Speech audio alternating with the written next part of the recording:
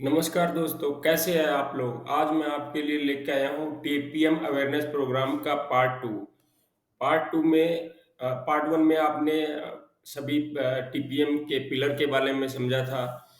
TPM का basic awareness के बारे में समझा था। टीपीएम का गोल क्या है? टीपीएम का मोटिव क्या है? टीपीएम क्या होता है? ये सब बारे बेसिक इन्फॉर्मेशन हमने पार्ट 1 में सीखा था। पार्ट 2 में हम सभी टीपीएम के पिलर्स के बारे में डिटेल डिस्कस करने वाले हैं। ये टीपीएम के टोटल 8 पिलर्स होते हैं। ये सारे 8 पिलर्स, ये सारे डिपार्टमेंट मिलके एक मशीन को कैसे continue with okay production running रख सकते हैं, हम अपने प्लांट का कैसे ओईई बढ़ा सकते हैं, उसके बारे में हम वन बाय वन डिस्कस करने वाले हैं। जिसमें सबसे पहला पिलर है ऑटोनोमस मेंटेनेंस। दोस्तों, ऑटोनोमस मेंटेनेंस को समझते हैं। ऑटोनोमस मेंटेनेंस क्या है? ऑटोनोमस मेंटेनेंस जैसे एक छोटा सा सबसे बड़ा एग्जांपल है, हम सुबह उठ के नहाते धोते हैं, ब्रश करते हैं, ये हमारी बॉडी का एक तरीके से ऑटोनोमस मेंटेनेंस होता है। ऐसे ही हम मशीन का ऑटोनोमस मेंटेनेंस करते हैं। कैसे करते हैं? डेली मशीन का क्लीनिंग करके, मशीन का लुब्रिकेशन करके, मशीन का कोई अगर नट बोल्ट लूज है तो उसको टाइट करके, और मशीन का डेली इंस्पेक्शन करते हैं हम 5 सेंस के अनुसार, मतलब आंखों से देख के, कान से फील करके, साउंड सुन के, और हैंड टच करके फील करके हम लोग जो है उसका डेली इंस्पेक्शन करते हैं। और टीपीएम से पहले का अप्रोच था ऑपरेटर का कि I operate you fix and I operate you clean. लेकिन टीपीएम के बाद का जो ऑपरेटर का अप्रोच है, we all are responsible for our equipment and we all are responsible for cleaning to our line and machine. और these are the 7 steps for autonomous maintenance। First है increasing operator knowledge. Operator का knowledge बढ़ता है। Initial cleaning and inspection of machine, eliminate the cause of contamination. अगर हमारे machine पे कोई contamination का कॉज है तो उसको एलिमिनेट हम लोग कर पाते हैं ऑटोनोमस मेंटेनेंस के द्वारा। And set standard for lubrication, हम एक स्टैंडर्ड डिफाइन करते हैं कि हमें लुब्रिकेशन और इंस्पेक्शन किस लेवल में करना है, और conduct the inspection and monitoring, हम चेक शीट के द्वारा उसका मॉनिटरिंग करते हैं। Standardise the visualise maintenance management and finally establish the continuous improvement. These are the steps of autonomous maintenance. ये चेक शीट है जो हम मशीन पे लगाए रहते हैं, जिसमें हम देखेंगे कि पहला एक पॉइंट लेते हैं, मशीन को पूरा क्लीन होना चाहिए। और कैसे क्लीन होना चाहिए? ब्रश से क्लीन होना चाहिए। कोई पॉइंट अगर देख के चेक करने वाला है तो हम लोग आई का सिंबल लगाते हैं, और कोई टच फीलिंग वाला है तो हैंड का सिंबल लगाते हैं। ये 5 सेंस होती हैं जो मशीन के क्लीन शीट को अपडेट करने के लिए काम में आती हैं, ऑटोनोमस मेंटेनेंस के काम में आती हैं। ये सीट का दूसरा पोर्शन है। नेक्स्ट चलते हैं, कोई भी ऑपरेटर को चेक करने के लिए, जैसे पॉइंट नंबर 2 यहाँ पे दिया हुआ है, check the heat exchanger fan. Fan running है या नहीं, तो हमें मशीन पे कहाँ पे चेक करना है? ये वहाँ पे मार्किंग होना चाहिए। हमें यहाँ पे चेक करना है पैनल का हीट एक्सचेंजर का फैन रनिंग है या नहीं। ऐसे हमें वन बाय वन सारे पॉइंट चेक करके ऑपरेटर को ट्रेन करना है कि सारे पॉइंट कैसे चेक करने हैं, कैसे उनका ऑटोनोमस मेंटेनेंस करना है। एग्जाम्पल ऑफ जनरल इंस्पेक्शन, यहाँ पे जैसे मोटर को क्या है, हम मतलब टच करके फील कर सकते हैं कि उस वो ओवरहीट तो नहीं हो गया है, और इस तरीके से हम लोग वहाँ पे सिंबल लगाना है कि किस तरीके से उस पोर्शन को चेक करना है, हमारे कौन सा सेंस यूज करके हम उस पोर्शन को चेक करने वाले हैं। एक एग्जांपल और है, नट को टाइट करके अगर हम निशान मार्किंग कर देते हैं और वो देखते हैं रनिंग में वो रोटेट तो नहीं हो रहा है, लूज तो नहीं हो रहा, अपनी जगह से चेंज तो नहीं हो रहा है। और ये सबसे इंपॉर्टेंट चीज है फुगाई टैग, टैगिंग सिस्टम। इसमें दो तरीके का टैग होता है, रेड टैग होता है और ब्लू टैग होता है। ब्लू टैग का मतलब होता है जो छोटा छोटा एबनॉर्मलिटी हमें मशीन पे मिलती है, जिसको ऑपरेटर या हम लोग खुद उसको रिजॉल्व कर सकते हैं, उसको ब्लू टैग बोलते हैं। रेड टैग मीन्स अगर आपको मशीन में कुछ रिपेयरिंग का रिक्वायरमेंट है, जिसको मेंटेनेंस स्टाफ की रिक्वायरमेंट पड़ेगी, तो वहाँ पे रेड टैग हम लोग लगाते हैं। रेड टैग को जो है मेंटेनेंस स्टाफ उसको क्लोज करता है, उसको ऑब्जर्वेशन को क्लोज करके वो टैग को रिमूव करता है। ये एग्जांपल है, जब हम इनिशियली किसी मशीन का इंस्पेक्शन करते हैं तो हम लोग टैग लगाते हैं किस तरीके का एबनॉर्मलिटी वहाँ पे मिला है। और ये रिकॉर्ड बुक है टैग का, हम रजिस्टर में मेंटेन कर सकते हैं कि कितने टैग हमने लगाया था, मंथ वाइज कितना टैग हमने लगाया, कितना उसमें से रिकवर हो गया, कितने टैग हमारे क्लोज हो गए। ये ट्रैकिंग बहुत जरूरी है, नहीं तो हमें यही नहीं पता चलेगा कितने टैग हमने इशू किया और कितने टैग हमने क्लोज किया। ये उसको रिकॉर्डिंग रखने का सिस्टम है। एंड पिलर नंबर 2 आता है फोकस इम्प्रूवमेंट, मीन्स के पिलर। के पिलर क्या है? कुबेत्सु काइजन इज ए जापानी टर्म, जिसका बेसिकली मीनिंग होता है, काइजन का मीनिंग होता है इम्प्रूवमेंट और कुबेत्सु काइजन का मीनिंग होता है फोकस इम्प्रूवमेंट। बेसिकली हम इसमें होने वाले ऑर्गेनाइजेशन के टोटल 16 लॉसेस को डिस्कस करते हैं, जिसमें से 8 लॉस होते हैं जो इक्विपमेंट एफिशिएंसी को इफेक्ट करते हैं, 5 लॉस होते हैं जो ह्यूमन वर्क एफिशिएंसी को इफेक्ट करते हैं, और 3 लॉस जो होते हैं जो प्रोडक्शन रिसोर्स को इफेक्ट करते हैं। जिसमें से जो 8 लॉसेस हैं जो इक्विपमेंट एफिशिएंसी को इफेक्ट करते हैं वो है failure loss, means breakdown loss, setup adjustment loss, cutting blade loss, startup loss, minor stoppage loss, idle loss, defect and rework loss. अगर हमने कोई डिफेक्ट जनरेट कर दिया है, कोई प्रोडक्ट ऐसा बनाया है जिसमें हमें रिवर्क करना पड़ रहा है, एक्स्ट्रा टाइम लग रहा है, तो उसको भी जो है हम लोग लॉस में कंसिडर करते हैं। And finally is the closing loss. और जैसे डाई और टूल को चेंज ओवर करते हैं, दैट इज द क्लोजिंग। और क्लोजिंग में जस्ट कई बार क्या होता है, संडे प्लांट बंद होता है तो क्लोजिंग करते हैं, one by one machine closing करते हैं, जो एक साथ तो सारे नहीं हो जाएगी, वन बाय वन क्लोजिंग करते हैं, तो इसको बोलते हैं क्लोजिंग लॉस। एंड जो फाइनली बिग लॉसेस जो ह्यूमन वर्क एफिशिएंसी को इफेक्ट करते हैं वो है management loss, operating movement loss, आपको एक जगह से दूसरी जगह लेके जाना है, लाइन ऑर्गेनाइजेशन, अगर आपका लाइन प्रॉपर्ली ऑर्गेनाइज नहीं है, मैनिपुलेशन लॉस हो सकता है, measurement and adjustment loss. These are the human work efficiency losses. And finally 3 big losses of the production resource.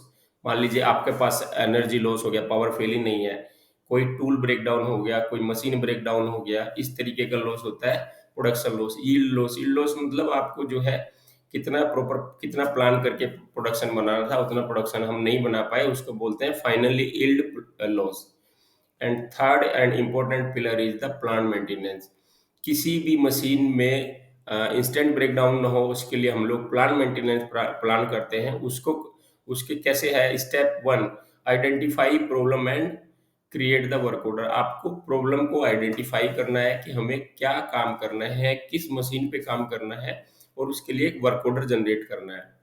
Step number 2, access the work site and the assist. आपको किस जगह पे काम करना है वो जगह को आइडेंटिफाई करना है। Detail the process to complete the work order and necessary part. आपको पूरा डिटेल उसका बनाना है कि आपको उस चीज को कंप्लीट करने के लिए क्या क्या रिक्वायरमेंट है, किस किस नेसेसरी इक्विपमेंट की जरूरत है, वो सारा लिस्ट हमारे पास, सारा डिटेल होनी चाहिए, और वो सभी नेसेसरी इक्विपमेंट हमारे पास होने चाहिए वर्क स्टार्ट करने से पहले। Assign the work on A priority level. हमें अपने काम को प्रायोरिटी लेवल पे डिसाइड करना है।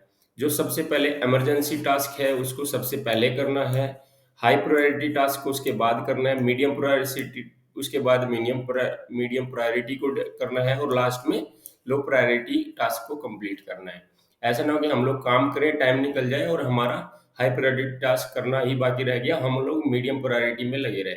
इसलिए प्रायोरिटी डिसाइड करना बहुत इंपॉर्टेंट है यहाँ पे। And schedule to complete the plant maintenance. आपको शेड्यूल बनाना पड़ेगा और टाइम से प्लांट मेंटेनेंस को कंप्लीट करना होगा, अदरवाइज आपका प्रोडक्शन इम्पैक्ट कर सकता है।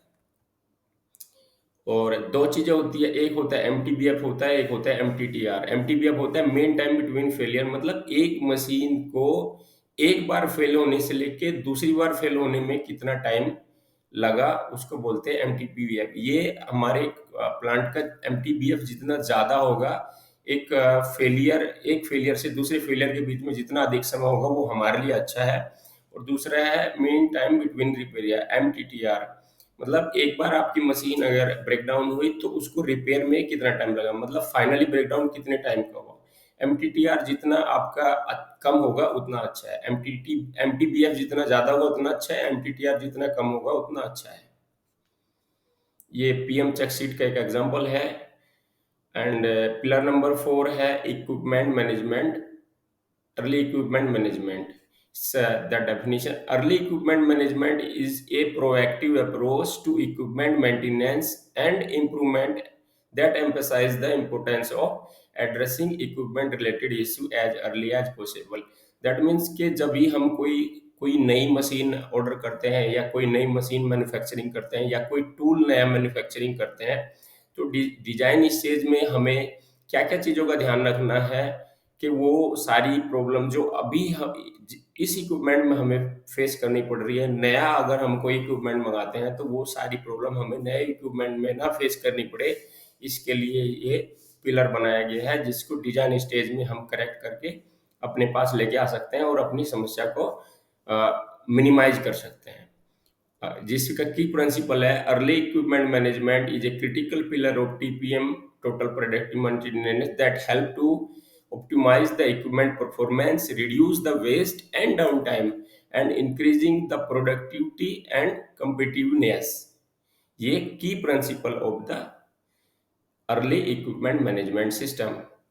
पिलर नंबर 5 है quality maintenance. Quality maintenance means figuring out the equipment condition and which defect will not be occur, setting them up as the standard, monitor and measuring the actual equipment condition and confirming the actual condition within the standard.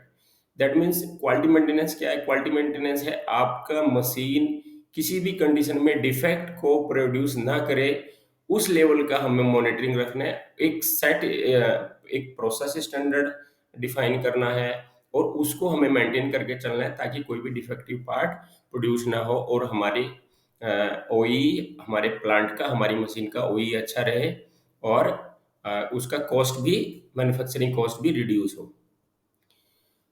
The total 5 steps of quality maintenance. Adjust the condition of zero defect. आपको zero defect पे condition maintain करना है और control the equipment to make the quality defect. हमें सारी process को control रखना है ताकि कोई भी डिफेक्ट जनरेट ना हो। And eliminate quality mistakes by verifying the measures. कोई भी क्वालिटी की मिस्टेक से, किसी भी मेजरमेंट वैल्यू की वजह से कोई हमारा प्रोडक्ट, कोई हमारा कंपोनेंट रिजेक्ट ना हो, हमारा सभी स्टैंडर्ड लिमिट में हो। ये सारी चीज को हमें जो है क्वालिटी मेंटेनेंस में इंश्योर करना है। And the parameter which affect the part quality of machine defined and control. जो पैरामीटर हमारे मशीन के पार्ट क्वालिटी को इफेक्ट कर सकते हैं उनको डिफाइन करना है और कंट्रोल करना है। And we can not be produce poor quality of product, use poka yoke. Poka yoke use करना है लाइन पे, कोई भी पुअर क्वालिटी का प्रोडक्ट प्रोड्यूस नहीं होना चाहिए। And the target of total quality maintenance to achieve the sustain the customer complain zero at zero. हमें कस्टमर कंप्लेन को जीरो पे मेंटेन करना है, जीरो रखना है। And reduce the process defect by 50%। Production cost को भी हमें 50% रिड्यूस करना है। And reduce the cost by quality, और कॉस्ट ऑफ पुअर क्वालिटी को भी हमें 50% रिड्यूस करना है। कॉस्ट ऑफ पुअर क्वालिटी क्या होता है? हमने डिफेक्ट बना दिया, हमारा लॉस हो गया, उसको भी हमें जो है रिड्यूस करना है। एंड पिलर नंबर 6 है education and training. Education and training का एम क्या होता है? To reduce down time by poor skill.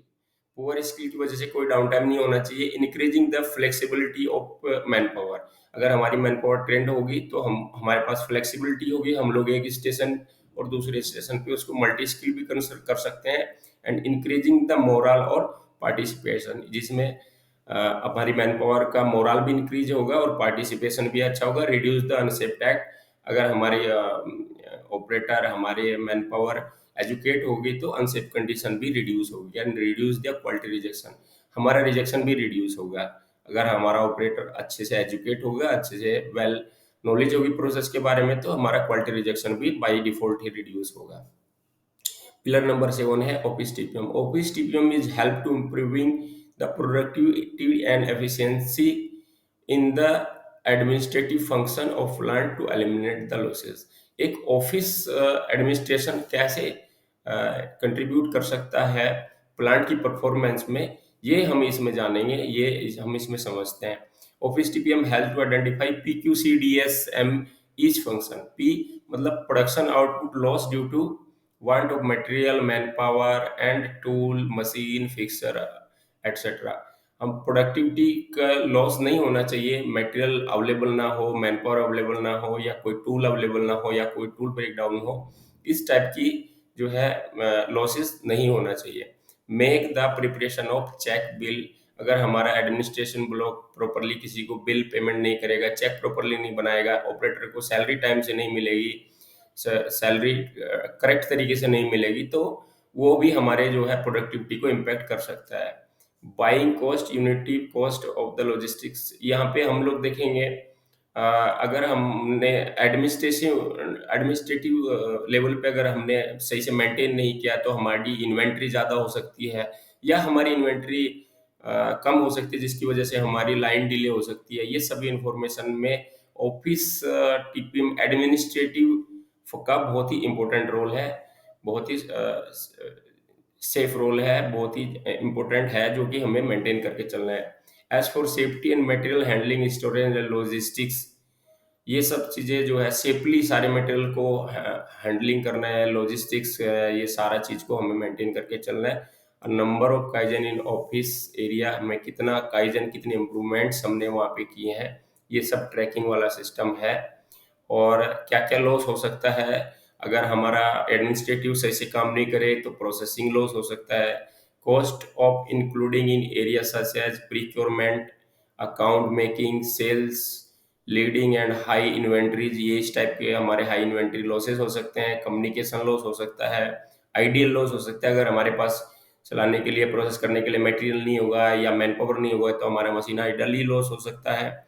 Setup loss हो सकता है अगर हमारे पास पर्याप्त रिसोर्स नहीं होगा। एक्यूरेसी लॉस हो सकता है अगर हमारे पास लैक ऑफ इक्विपमेंट होगा। नॉन वैल्यूएबल एडिड लॉसेस हो सकता है, हमारे अनवांटेड कुछ काम करना पड़ रहा है जो हम लोग मैनेज करके बचा सकते हैं, तो इस टाइप के ऑफिस टीपीएम से हमें लॉस भी हो सकते हैं। बेनिफिट क्या हो सकते हैं, better utilisation of work area, हमारे जो वर्क है उसको हम बेटर यूटिलाइज कर सकते हैं। एडमिनिस्ट्रेटिव कॉस्ट को कम कर सकते हैं, इन्वेंट्री कैरी करने की कॉस्ट को कम कर सकते हैं, कस्टमर सेटिस्फैक्शन इंक्रीज कर सकते हैं, and reduce the number of file and respective works कम कर सकते हैं, clean and pleasant work of environment कर सकते हैं। Pillar number 8, safety health and environment. Safety, health and environment are three interconnected pillars that essential for achieving a safe and sustainable workplace. Safety refer to the protecting employee from the hazard and preventing accident, while health focus on the promoting physical and mental well-being. Environment concern that impact of measuring activity on the environment, including the emission, waste, natural resources and depletions।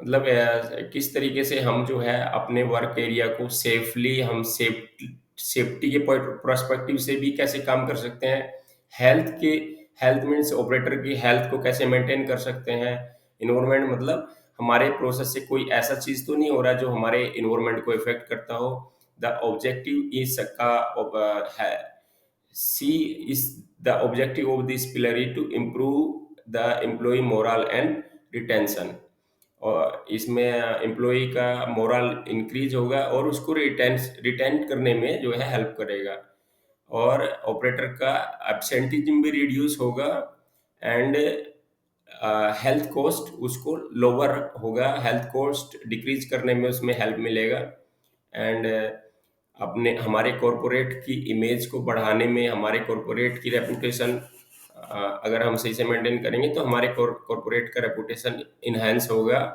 And हम सारे regulations को standard का compliance कर पाएंगे, हमारी down time को reduce कर पाएंगे, और जिससे हमारा मेंटेनेंस कॉस्ट भी कम होगा, and improve the resource waste reduction होगा, एफिशिएंसी इंक्रीज होगी और वेस्ट रिडक्शन होगा। टीपीएम के बेनिफिट क्या है, हमारे टीपीएम के करने से हमारे प्लांट में क्या क्या बेनिफिट होता है, इंक्रीजिंग इक्विपमेंट अप टाइम, जैसे हमने स्टार्टिंग में डिस्कस किया था, हमारे इक्विपमेंट का अप टाइम जो है 365 24/365/7 डेज होना चाहिए, और प्लांट कैपेसिटी इंक्रीज होगा, अगर हमारी मशीन का अप टाइम अच्छा होगा तो कैपेसिटी इंक्रीज होगा, और मेंटेनेंस, लोअर मेंटेनेंस कॉस्ट होगा, और डिफेक्ट, अगर हमारा इक्विपमेंट वेल मेंटेन होगा तो डिफेक्ट भी कम जनरेट होगा। And finally enhance the job satisfaction, अगर सब हमारा अच्छा होगा, अच्छा एटमॉस्फेयर होगा, तो हमारे एम्प्लॉय का जॉब सेटिस्फेक्शन भी एनहेंस होगा। टीपीएम के कुछ डायरेक्ट बेनिफिट होते हैं, कुछ इनडायरेक्ट बेनिफिट होते हैं। डायरेक्ट बेनिफिट में क्या होता है, हम अपने प्रोडक्टिविटी को अप टू 2 टाइम्स इंक्रीज कर सकते हैं टीपीएम एक्टिविटी को इम्प्लीमेंट करने के बाद। एंड कस्टमर कंप्लेन को रेक्टिफाई कर सकते हैं, रिड्यूस द मैन्युफैक्चरिंग कॉस्ट को कम कर सकते हैं, satisfy customer up to 100%, and finally reduce the accident. These are the direct benefit of TPM. And indirect benefit of TPM, that means the benefit to our employee, higher confidence level, keep workplace clean, neat and clean and attractive, favorable change in the attitude of operator. These are the indirect benefits of TPM. Achieve goal and working as a team, share knowledge and experience to the other employees. These are the indirect benefit of TPM that will be directly uh, uh, that will be directly effect to the our employee and increasing the morale of the our employees। Sir, तो finally धन्यवाद दोस्तों। ये हमारा part 2 यहीं पे finish होता है। उम्मीद करते हैं आपको अच्छा लगा होगा।